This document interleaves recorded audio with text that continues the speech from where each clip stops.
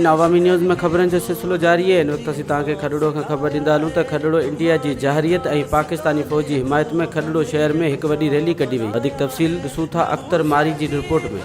India फ़ौज जी जारियत ऐं पाक फ़ौज जी हिमायत में खडड़ो शहर में शहरनि पारां अंजुमन तलबा इस्लाम जे मरकज़ी जनरल सेक्रेटरी तनवीर हुसैन असदी जी अॻवानी में हिकु वॾी रैली कढी वई।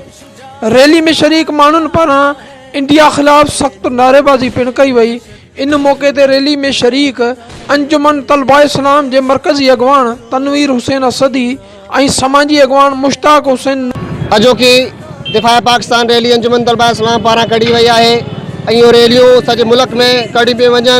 जेको वाज़े पैगाम आहे दुश्मन फ़ौज खे त पाकिस्तान जी सॼी अवाम पाकिस्तानी फ़ौज सां गॾु हर महाज़ ते बीठी आहे ऐं को बि दुश्मन असांजे ख़िलाफ़ जारियत वारी अखि खणंदो या जारियत वारा क़दम खणंदो त सॼी पाकिस्तानी क़ौम पाकिस्तानी फ़ौज सां गॾु हूंदी ऐं इंशाअल्लाह इन जंग में फ़तह असांजी थींदी।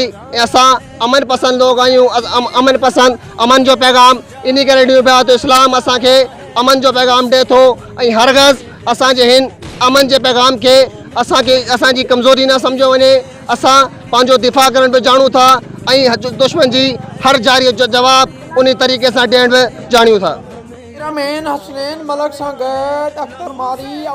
वधीक ख़बरनि ऐं तफ़सील लाइ विज़िट कयो अवामी news Facebook page, YouTube page ऐं अवामी न्यूज़ वेबसाइट।